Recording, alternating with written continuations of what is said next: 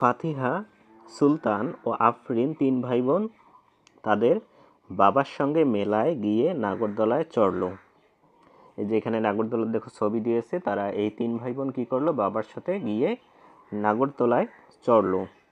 নাগরদোলায় নাগরদোলায় প্রতিবার উঠলে 15 টাকা দিতে হয়। মানে এই নাগরদোলায় কেউ যদি একবার উঠে তাহলে তাকে কত টাকা দিতে হবে? 15 টাকা দিতে হবে। কেউ যদি দুইবার ওঠে তাকে 15 গুণ 2 মানে 30 টাকা দিতে হবে। কেউ যদি তিনবার ওঠে তাহলে সেই 15 গুণ 3 45 বার তাকে টাকা দিতে হবে। এটাই মূলত এখানে বলেছে।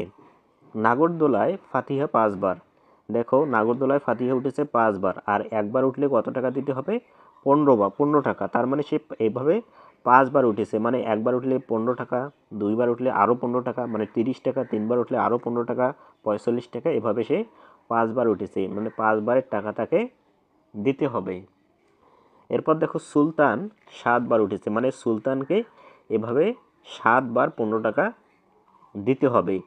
আর আফরিন একবার, সে একবারেই 15 টাকা দিবে। আফরিন কয়বার? একবার, তাকে 15 টাকা দিতে হবে। এরপর দেখো বাবা কাউন্টারে 500 টাকা দিলেন।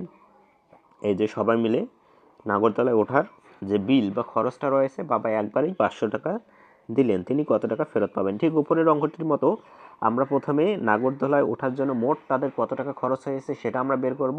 তারপর আমরা কি করব, বাবা কত টাকা খরচ কাউন্টারে দিলেন সেটা থেকে আমরা এই খরচটা বাদ দিয়ে দেবো। তাহলে এটা করার জন্য আমরা বের করব যে এই যে ফাতিহা যে 5 বার উঠেছে, 5 বারের দাম কত হচ্ছে, সুলতান যে 7 বার উঠেছে 7 বারের দাম কত হচ্ছে, এবং আফরিনের একবারের দামটা আমরা যোগ করব। এই 5 বারের দাম, 7 বারের দাম এবং একবারের দামটা বের করার পর আমরা কি করব, যোগ করব। যোগ করার পর আমরা কি করব, যেটা বের হবে সেটা থেকে এই 500 বিয়োগ বাদ দেব।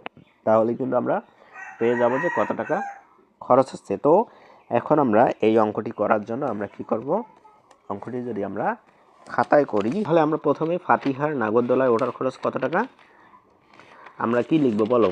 ফাতিহা কতবার নাগরদোলায় উঠেছে আমরা একবারে বের করব।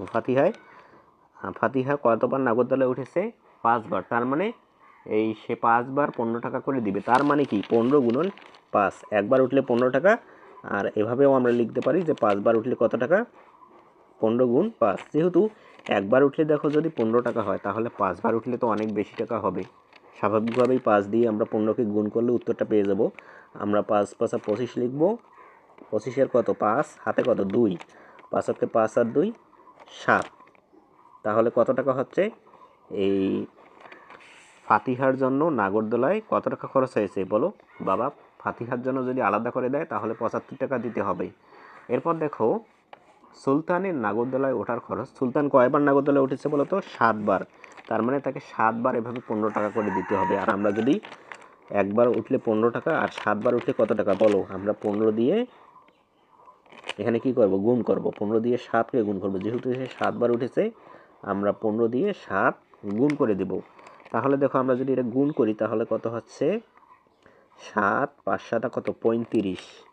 35-এর 5 হাতে কত? 3, 7 7 আর 3 হচ্ছে 10। তার মানে কি এই সুলতানের জন্য তার বাবাকে কত টাকা দিতে হবে? 105 টাকা। সে যেহেতু 7 বার উঠেছে তার মানে তার বাবা শুধু সুলতানের জন্য 105 টাকা নাগরদোলায় খরচ দিবে। এরপর দেখো আফরিন নাগরদোলায় উঠে কত টাকা কয়বার উঠেছে আফরিন? আফরিন তো শুধু একবারই উঠেছে, তার মানে আমরা একবারেই গুণ দেবো। আর 15কে 15 আমরা সবাই জানি, শুধু এখানে 15 খরচ হলো টাকা।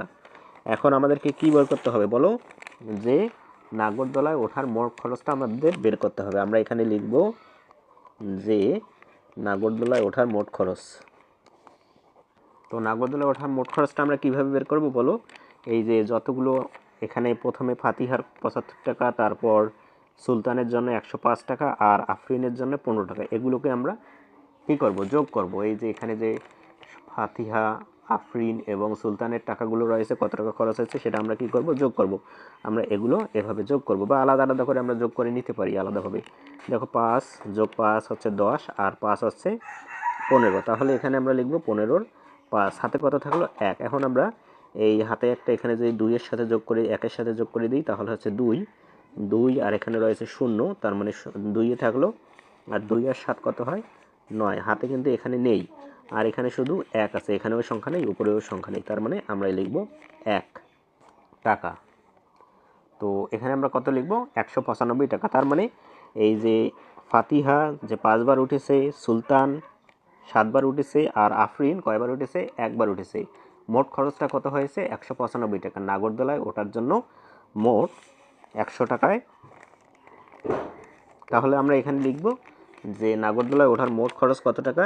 195 টাকা। আর তার বাবা কাউন্টারে কত টাকা দিয়েছে বলো তো? 500 টাকা দিয়েছিল। তাহলে আমরা লিখব যে ফেরত পাবে বা তারা ফেরত পাবে, আমরা দিব কীভাবে দেব? আমরা উপরে যেভাবে করলাম ঠিক সেভাবেই এই অঙ্কটিও করব।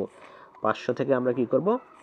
195কে বাদ দিলে কিন্তু আমরা পেয়ে যাব যে কত টাকা তারা ফেরত পাবেন। যেহেতু খরচটাই হয়েছে 195, তাদের তো আর 500 টাকার প্রয়োজন হচ্ছে না, 500 টাকার অনেক কম প্রয়োজন হচ্ছে, মানে 195 টাকার প্রয়োজন হচ্ছে। 195 যদি আমরা 500 থেকে বাদ দিয়ে দিই তাহলেই কিন্তু কত টাকা আর ফেরত পাবে সেটা বের হয়ে যাবে। আমরা যদি বিয়োগ করি, 5 আছে এখানে 10 করতে হচ্ছে, 5 হাতে 1, 10 আছে এখানে 10 করতে 0, হাতে 1, 2 আছে কত করতে? 5 করতে 3। তাহলে তারা কত টাকা ফেরত পাবে বলো? এখন তোমরাই বলো। 305 টাকা ফেরত পাবে। এই তাদের বাবা কত টাকা ফেরত পাবে? 305 টাকা। তো আমরা কি করলাম? প্রথমে নাগরদোলা ওঠা বাবদ কত টাকা খরচ হলো সেটা আমরা এভাবে বের করে নিলাম। তারপর আমরা কি করলাম?